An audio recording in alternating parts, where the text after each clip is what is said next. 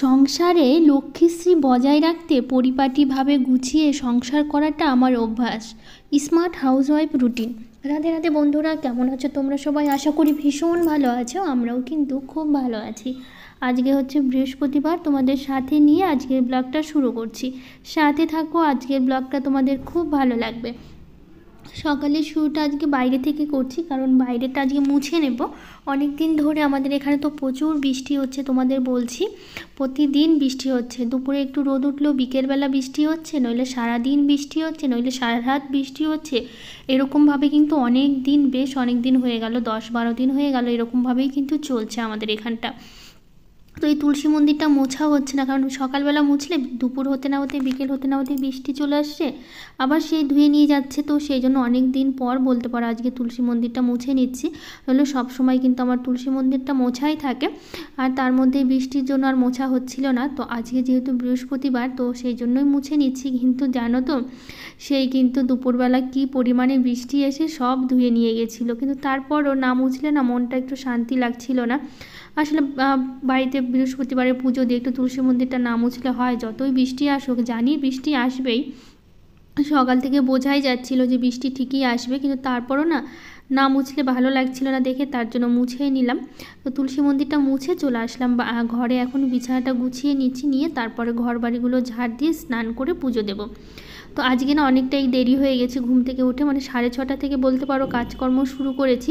আসলে আজকে সকালবেলা যেরকম 5টার দিকে প্রতিদিন প্রায় মানে মাঝে মধ্যে ওঠা, এখন ছুটির দিন ধরে মানে ছুটির দিন দেখে একটু দেরি করে ঘুম থেকে উঠছি ঠিকই, মানে ধরো 5:30-6টার মধ্যে উঠে পড়ছি। কিন্তু যখন তো বাবানের পাপার স্কুল বা অফিস মানে বাবানের স্কুল থাকে, বাবানের পাপার স্কুল থাকে, তখন তো ওই 5টার মধ্যে উঠে পড়ি। তো তারপরে কাজকর্ম শুরু করি। আজকে জানো তো 6:30 বাজে যখন ঘুম ভেঙেছে, 5টার দিকে ঘুম ভেঙেছে। এখন ঘুম ভাঙার পর তো দেখলাম যে 5টা বাজে, তাহলে আরেকটু ঘুমাই, এটা ভেবে আবার ঘুমিয়েছি। তারপরে ঘুম ভেঙে এখন থেকে 6:30 বেজে গেছে। জানো তাও কী করবো, সেই 6:30টার সময় উঠলাম, উঠে তাড়াহুড়ো করে সব কাজগুলো করছি, নইলে অনেকটাই দেরি হয়ে গেল। আসলে আমার আবার সারাদিন কাজ করতে একদম ভাল লাগে না, সকাল সকাল উঠে সব কাজ করে ফেলবো, এটাই আমার বেশি ভাল লাগে। তো সেই জন্য আর কি প্রতিদিন আমি সকালবেলা উঠি। মানে সকালবেলা উঠলে কি বলতো, ওই দুপুরবেলার টাইমটা অনেকক্ষণ নিজের জন্য, মানে নিজের একটা সময় বের করা যায়, নিজের জন্য অনেকটা সময় থাকে। তার মধ্যে এই ভিডিওর কাজগুলো না আমি দুপুর টাইমটা সবসময় করি, রাতে করতে আমার ভালো লাগে না, কারণ রাত্রেবেলা একটু রান্নাবাড়ি থাকে, বাবানের একটু পড়ানো থাকে না, তো সেই জন্য না এনার্জি পাওয়া যায় না, রাত জেগে কাজ করতেও ভালো লাগে না। কারণ আমার 10টা-11টা বাজে না প্রচুর ঘুম পায়, আমি 10টার মধ্যেই শুয়ে পড়ি প্রতিদিন। ওই 10:30-11টার মধ্যে ধরো ঘুমিয়ে পড়ি আর কি। ওই 10টার মধ্যে শুতে 10টা-10:30, তারপরে এই আধা ঘন্টা একটু ফোন দেখলাম, ঘুমাতে ঘুমাতে 11টার মধ্যে ঘুমিয়ে পড়ি। আবার 5টার দিকে তো উঠতে হয়, তার জন্য একটু সকাল সকালই ঘুমিয়ে পড়ি। রাত জেগে আমি ফোনও দেখতে পারি না, তো সেই জন্য না রাত জেগে কাজও করতে পারি না, মোবাইলে প্রচুর ঘুম পেয়ে যায়। তো সেই জন্য ভিডিওর যত কাজ আছে সব কাজটা কিন্তু আমি ওই হচ্ছে মানে দুপুর টাইমটাই করি। তো হচ্ছে একটা দিদিভাই আমাকে কমেন্ট করেছে, কুহেলি মাহাতো দিদিভাই বলেছে, তোমাদের 2টো বেডরুম দেখছি, কিন্তু তোমার শাশুড়ি মায়ের রুমটা দেখাও। তো আগে যে রুমটা আমি ঝাড় দিলাম, তো সেই রুমটাই কিন্তু আমার শাশুড়ি মায়ের রুমটাই কিন্তু ছিল। ওই রুমটাই, যে রুমটা আমি ঝাড় দিয়ে বের করলাম আর কি, যেই রুমটা মানে দরজাটা দেখা যাচ্ছে, ওটাই হচ্ছে আমার শাশুড়ি মায়ের ঘর আর কি। তো দিদিভাই দেখতে চাইছিল, তো আমি এরপর একটু ভালো করে দেখিয়ে দেবো। তো আজকে যেহেতু একটু ঝাড় দেওয়া একটু দেখালাম, তো পরের ভিডিওতে কিন্তু আমি একটু বেশি করে তোমাকে দেখিয়ে দেবো। তো যাই হোক, এদিকে দেখো সব কিছু কিন্তু ঝাড় দেওয়া হয়ে গেছে, মানে ঘরের ভেতরটা খুব ভালো করে। তো আরেকটা বেডরুম যেটা আছে ওটা আজকে দেখালাম না কেন হলো, তো আসলে বাবানের পাপার একটা বন্ধু এসছে, তো ওই ঘরে ঘুমিয়েছে, তো সেই জন্য আর ওই ঘরে ভিডিও করা হয়নি দেখে তোমাদের সাথে আজকে আর শেয়ার করতে পারলাম না। কালকে বিকেলবেলা এসছে, তো ছিল আমাদের এখানে, তো সেই জন্য ওই ঘরটা দেখাতে পারলাম না। তো যাই হোক, এদিকে দেখো রাত্রেবেলা না প্রচুর হাওয়া দিয়েছিল, তো সেই কারণে অনেকটা নোংরা হয়েছে। মানে কালকে রাত্রেবেলাও বৃষ্টি হয়েছে আমাদের এখানে, তো সেই কারণে দেখো বেশ অনেক হাওয়া দিয়েছিল রাত্রেবেলা দেখে, তো সেই জন্য অনেক পাতাই পড়েছে। আর এদিকে তো দেখো পুরো রাস্তা সব ভেজাই আছে, কারণ এত বৃষ্টি হচ্ছে প্রতিদিন, রাস্তা শুকোনোর সময় কোথায়, এখন একটু হালকা রৌদ্র উঠলেই আবার সেই বৃষ্টি দিয়ে দিচ্ছে, সেই কারণে না প্রচুর মানে গাছের পাতাগুলোও ঝরে পড়ছে, আর নোংরাটাও কিন্তু বেশ হচ্ছে। তো সেই জন্য খুব ভালো করে ঝাড় দিলাম, একদম রাস্তা পর্যন্ত সবসময় ঝাড় দিই, তোমরা তো জানোই। তো সেই জন্য রাস্তা পর্যন্ত ঝাড় দিয়ে একদম ভালো করে পরিষ্কার করে দিয়ে তারপর চলে আসলাম। তো একবারে স্নান করে নেবো। এদিকে সকালের সব বাসি কাজ কিন্তু হয়ে গেছে, বাসি কাজ করে তারপর স্নান করে চলে আসলাম ঠাকুর ঘরে। তো আজকে তো বৃহস্পতিবার, পুজো দিতে আমার অনেকটা সময় লাগে, ওই সব কিছু গুছিয়ে সব কিছু করতে করতে না অনেকটা সময় লেগে যায়। আর দেখো কি হাওয়া দিয়েছে বাইরে, একদম পুরো মেঘলা তো করেই আছে, আর হাওয়াও কিন্তু বেশ দিয়েছে। তারপর স্নান করে চলে এসেছি বাইরে। এসে এই যে গাছে অনেক ফুল আছে, তো সেই ফুলগুলো তো তুলতেই হবে। আর গাছে অনেক ফুল থাকলে না ভালো লাগে, আর বেশি ফুল দিয়ে পুজো দিতে আমার তো ভীষণ পছন্দ। ঠাকুরকে অনেক রকমের ফুল থাকবে, আর এখন তো গাছে বেশ অনেকগুলো করে জবা ফুল ফুটছে। আর আজকে সাদা জবা এতগুলো ফুটেছে কি বলবো। আজকে সব জবাগুলো বেশ অনেকগুলো করে ফুটেছে, আসলে ভালো লাগে তাই না বলো, অনেকগুলো করে ফুল ফুটলে। তো সেই জন্য সব ফুলগুলো তুলে নিচ্ছি, নিয়ে তারপর ওইদিকে সাদা টগর যেটা আছে ওটা তুলে নেব। আর এটা তো একদম পুরো গাছ দেখো পুরো সাদা হয়ে আছে, অনেক ফুলই ফুটেছে। আসলে সব ফুল তো তুলতে পারি না, কারণ অনেক মানে সবগুলো ফুল তুলতে না অনেকটা সময় লেগে যায়। আর এদিকে জবা ফুল তুলতে তুলতে ঝুড়ি ভরে যায়, তো সেই জন্য যতগুলো পেরেছি ততগুলো হচ্ছে ফুল তুলে নিচ্ছি, নিয়ে তারপরে চলে যাব ঠাকুর ঘরে। তো তোমাদের দেখাচ্ছি দাঁড়াও কতগুলো ফুল তুলেছি। তো অনেক রকমের ফুল থাকলে ভালো লাগে, আর এই সাদা টগরগুলো তুলতেও না অনেকটা সময় লাগে। তো দেখো একদম ঝুড়ি ভরে গেছে ফুলে। তো ঝুড়ি ভর্তি ফুল নিয়ে চলে এসেছি ঠাকুর ঘরে। এসে তারপরে যে ঠাকুরের আসনটা পরিষ্কার করে নিচ্ছি, এগুলো কালকের ফুল ছিল। তো আজকে তো সব কিছু মাজতে হবে, পরিষ্কার করতে হবে। তো আগে ঠাকুরের আসনটা মুছে নিয়ে তারপর ঠাকুর ঘরটা মুছবো। মুছে তারপরে ঠাকুরগুলোকে স্নান করানো বাকি আছে। তো ঠাকুরকে স্নান বলতে আমি তো শুধুই মুছে নিই, কাপড়টা ভিজিয়ে তারপরে হচ্ছে সুন্দর করে মুছে নিই, কারণ এই ঠাকুরগুলো তার স্নান করানো সম্ভব নয়। আর আমার রাধাকৃষ্ণটা অনেকটাই বড়, আসলে এত বড় একটা গামলাও নিয়ে আমার কাছে যে একটু স্নান করাবো। আর গোপালটা যেহেতু মাটির গোপাল, তো সেই জন্য গোপালের জন্য আলাদা একটা কাপড় রেখেছি, ওই কাপড়ে শুকনো কাপড় আর কি, ওই কাপড়টা দিয়ে গোপালকে সবসময় মুছে নিই। আর এই যে ফটোগুলো আছে এগুলো তো আর স্নান করানো যাবে না, এগুলো তো নষ্ট হয়ে যাবে জল পড়লে। তো সেই জন্য আর কি কাপড়টা ভিজিয়ে ভালো করে চিপে নিয়ে তারপরে হচ্ছে মুছে নিই। তো এই যে শিবলিঙ্গটাকে জল ঢেলে দিচ্ছি, দিয়ে তো এটাও ভালো করে ধুয়ে নেব। আর ওই যে যেটাতে রাখি না ওটা ধুয়ে নেবো, একটু জল জল হয়ে গেছে, প্রতিদিন জল দেওয়া হয় তো সেই জন্য আর কি এখানটা দেখলাম অনেকটাই জল জমে গেছে। তো সেই জন্য ভালো করে পরিষ্কার করে নিয়ে তারপরে এখন হচ্ছে ঠাকুর ঘরটা মুছে নেবো। এদিকে ঠাকুর স্নান আসনটা মোছা হয়ে গেল, তো ঠাকুর ঘরটা মুছে নিয়ে তারপর পুজোর বাসনগুলো মেজে নেব। তো পুজোর বাসন আমার সব মাজা হয়ে গেছে, মেজে নিয়ে তারপর এখন একটা একটা করে ধুয়ে রাখছি। তো হচ্ছে আরও কিছু দিদিভাইরা কমেন্ট করেছে। মাহবুব হাসান স্বামী চ্যানেল থেকে বলেছে, দিদি তোমার রান্নাবান্না খুব সুন্দর, তোমার হাতের কাজগুলো জাস্ট ওয়াও, এগিয়ে যাও, পাশে আছি। থ্যাংক ইউ দিদিভাই, অনেক ভালোবাসা, এত সুন্দর একটা কমেন্ট করেছো সেই জন্য। তো দেখো সব বাসনগুলো কিন্তু আমি আগেই মেজে নিয়েছি, মেজে নিয়ে তারপরে এখন এই যে ধুয়ে রাখছি। তারপরে এখন এদিকে সব বাসনগুলো ধুয়ে নেব, তারপরে হচ্ছে যাবো হচ্ছে ঠাকুরের পুজো দিতে।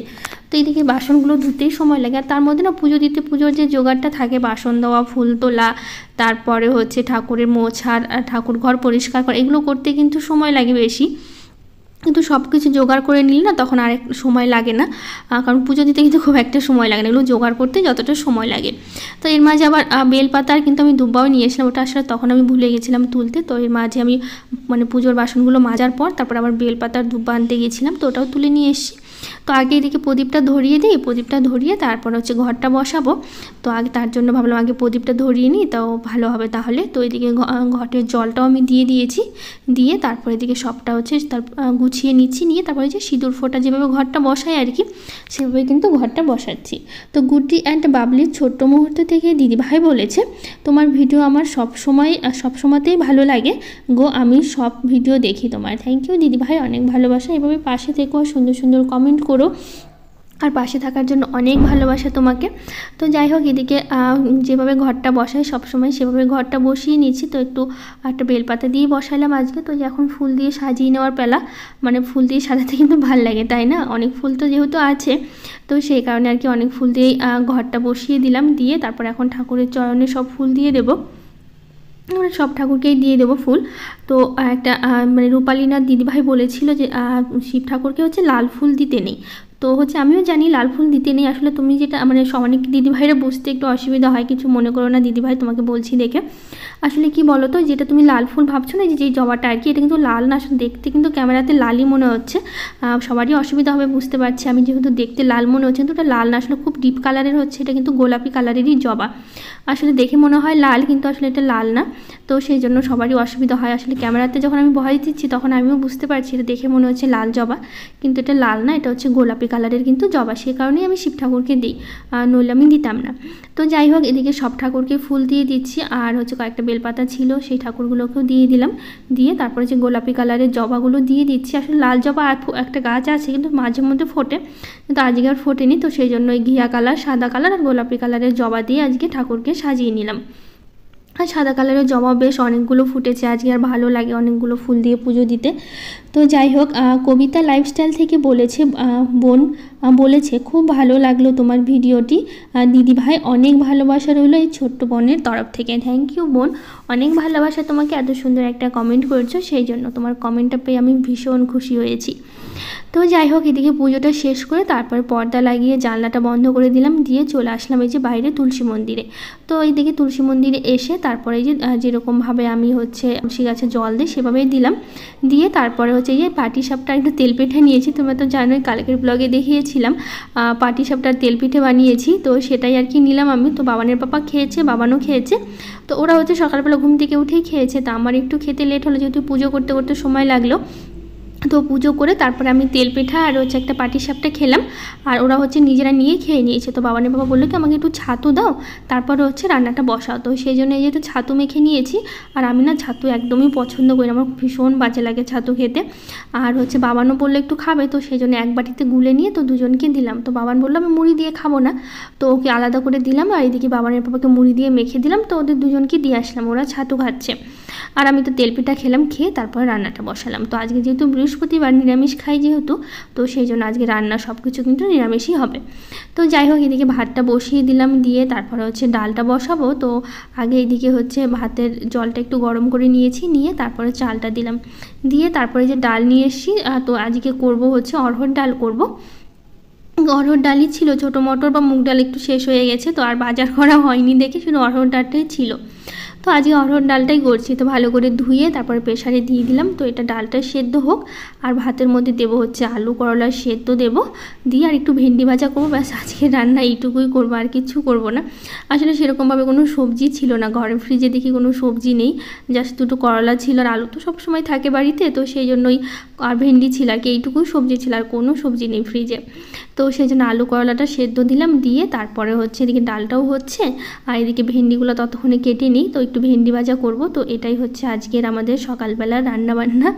আর তার মধ্যে আজকে না বিকেলে একটা নেমন্তন্ন আছে, তো হচ্ছে একটা বাৎসরিকের নেমন্তন্ন আছে, তো সেখানে যেতে হবে। সকালবেলায় বলতে পারো এটাই খাওয়া দাওয়া হচ্ছে, যেহেতু দুপুরে নেমন্তন্নটা আছেই, তো সেই জন্য আর হচ্ছে করলাম না আর কি অন্য কিছু। আর তার মধ্যে বললাম যে ছিল না যে করব, তো সেই জন্য ভাবলাম থাক, আজকে যেহেতু নিমন্ত্রণ আছে একবারই খাওয়া হবে, তো ওটা দিয়েই হয়ে যাবে। তো সেটাই ভাবলাম আর কি, সেটা ভেবেই করা। তো এদিকে ডাল ভাতটা বসিয়ে দিয়েছি, এদিকে বাসনগুলো আছে একটু গুছিয়ে নিলাম। তো সামিয়া সাদিয়া চ্যানেল থেকে বলেছে, দিদিভাই বলেছে আজকের ভিডিওটা অনেক অনেক বেশি সুন্দর হয়েছে, তুমি প্রতিদিন বড় ভিডিও দাও, সাথে শর্ট ভিডিও দিও। হ্যাঁ গো দিদিভাই, আমিও ভাবি শর্ট ভিডিও দেবো, আসলে ওরকম করে সময় করে ওঠা হয় না, তো সেই জন্য না দেওয়া হয় না। তুমি যখন বলেছো দিদিভাই, আমি চেষ্টা করবো দেওয়ার জন্য। কদিন তো মাঝে মধ্যে দিয়েছি, কিন্তু এখন একদমই বাদ পড়ে গেছে, কিন্তু আমি চেষ্টা করবো মাঝে মধ্যে শর্ট ভিডিও দেওয়ার জন্য। তো এদিকে দেখো ডালটা আমি ফোড়ন দিয়ে দিলাম, তো ডালটা আমার হয়ে গেছে, এদিকে ভাতটাও প্রায় হয়ে এসছে। আর এইদিকে হচ্ছে আমি শুকনো লঙ্কা ভেজে তুলে নিচ্ছি, কারণ হচ্ছে আলু আর করলাটা মেখে নেবো, তো সেই জন্য। তো এইদিকে আমি ভেন্ডি ভাজাটাও করে নিচ্ছি, তো ভেন্ডি ভাজা করলেই রান্না হয়ে যাবে আজকের মতো। তো মামনি দিদিভাই বলেছে খুব সুন্দর লাগলো ভিডিওটা, তোমাদের গাছের ফুলগুলো খুব সুন্দর ফুটেছে। হ্যাঁ গো দিদিভাই, গাছে বেশ সুন্দর ফুল ফোটে, আমার তো ভীষণ ভালো লাগে, যখন সকালবেলা উঠে দেখি না ফুলগুলো, সত্যি বলতে ভীষণভাবে ভালো লাগে আমার গাছের ফুলগুলো। তো এদিকে দেখো ভেন্ডি ভাজা করে নিলাম, নিয়ে তারপরে কয়েকটা বাসন হয়েছে, আজকে বেশি বাসন হয়নি, কারণ হচ্ছে বেশি কিছু রান্না করা হয়নি, তো সে কারণে বাসনও খুব কম হয়েছে। তো সেই যে কটা বাসনই হয়েছে সে কটা বাসনই মেজে নিচ্ছি, নিয়ে তারপরে বাসনগুলো সব ধুয়ে রাখবো। তো আগের দিন ব্লগে আরও কিছু দিদিভাইরা কমেন্ট করেছে, সাধনা সিনু, সমর রায়, সিম্পল বিবিতা, দোয়েল ঘোষ ব্লগ, ফাতেহা খাতুন, বিট্টু বিদিশা ব্লগ, শ্রেয়সী ব্লগ, রূপালী নাথ, রাজেশ বর্মন, সোনিয়া দেবী, সাধনা সিনু, সবাইকে থ্যাংক ইউ, অনেক ভালোবাসা এত সুন্দর সুন্দর কমেন্ট করার জন্য, আর এত ভালোবাসা দেওয়ার জন্য। তো যাই হোক, এদিকে দেখো বাসনগুলো সব ভালো করে মেজে নিয়েছি, নিয়ে তারপরে দেখো দুপুরবেলা কী পরিমাণে বৃষ্টি শুরু হয়েছে আমাদের এখানে, তো দেখতেই পাচ্ছ প্রচুর বৃষ্টি হয়েছে, তোমাদের বললাম না দুপুরবেলা বৃষ্টি হলো। এদিকে আমি তুলসী মন্দিরটা মুছেছি, তারপরে দেখো বৃষ্টি, আর এদিকে যেরকম বৃষ্টি সেরকম হাওয়া, পুরো মনে হচ্ছে ঝড় উঠে গেছিলো, এত বৃষ্টি হয়েছে। তারপরে এদিকে দেখো কতগুলো আম এনেছে বাবানের পাপা, তো না এতগুলো আম নিয়ে এসছে, তো ভাবলাম কি, তো আমগুলো যেহেতু কার্বাইড দিয়ে পাকাবে, তো সেই কারণে ভাবলাম তাহলে আমের একটু আচার করে দিই, কারণ এবার তো আমের আচার করাই হলো না, প্রতি বছরই আমের আচার করে, এমনিতে দেরিও হয়ে গেল, আম পাকার সময় হয়ে গেছে, কিন্তু আমের আচার করা হয়নি। তো ওর মধ্যে থেকে বেছে বেছে কয়েকটা আম নিলাম, নিয়ে তারপরে হচ্ছে আমের আচারগুলো করব, সেই জন্য হচ্ছে আমগুলো কেটে নিচ্ছি, নিয়ে তারপরে হচ্ছে এগুলো হচ্ছে লবণ দিয়ে মেখে রেখে দেবো। তো এর মাঝে হচ্ছে আমরা কিন্তু নেমন্তন্ন বাড়ি থেকে নেমন্তন্ন খেয়েও এসেছিলাম আর কি, বললাম না দুপুরবেলা হচ্ছে নেমন্তন্ন ছিল, নেমন্তন্ন বাড়ি থেকে এসে তারপরে হচ্ছে আমগুলো কাটছি কিন্তু। তো যাই হোক, এদিকে হচ্ছে আমগুলো হচ্ছে অনেকগুলো আমেরই আচার করব, কারণ বেছে বেছে নিলাম অনেকগুলো, নিয়ে তারপর যেগুলো একটু মনে হলো খারাপ বেশি আছে আর কি, দুই একটা একটু ফাটা ছিল, তো হচ্ছে সেগুলো দিয়ে কেটে কেটে হচ্ছে আচার দিচ্ছি। আর কাটতে এত অসুবিধা হচ্ছিলো, শুধু বটিটা একটু ধার ছিল দেখে নিলে, এখন আমের ভেতরটা একদম পুরো শক্ত হয়ে গেছে না, পাকার সময় হয়ে গেছে, কাটতে তো অনেকটা সময় লাগলো, অনেকটা সময় ধরে বলতে পারো হচ্ছে আমগুলো হচ্ছে কেটেছি, কারণ হচ্ছে এই শক্ত হয়ে গেছে তো কাটতে না প্রচুর সমস্যা হচ্ছিল, আর অনেকটা জোর করে মানে শরীরে অনেকটা শক্তি দিয়ে কাটতে হচ্ছিলো।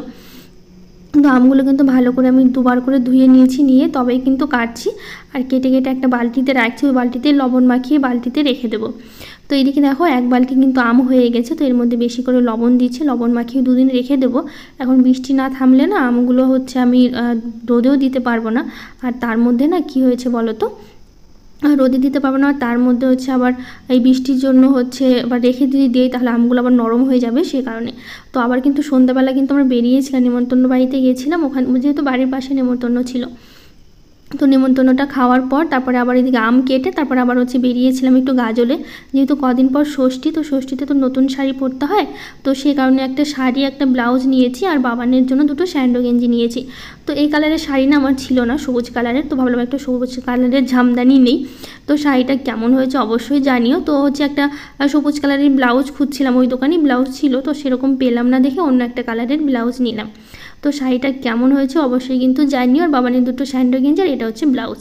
তো যাই হোক, আজকের ব্লগটা এখানেই শেষ করছি, জানিও কেমন হয়েছে। আজকের মতো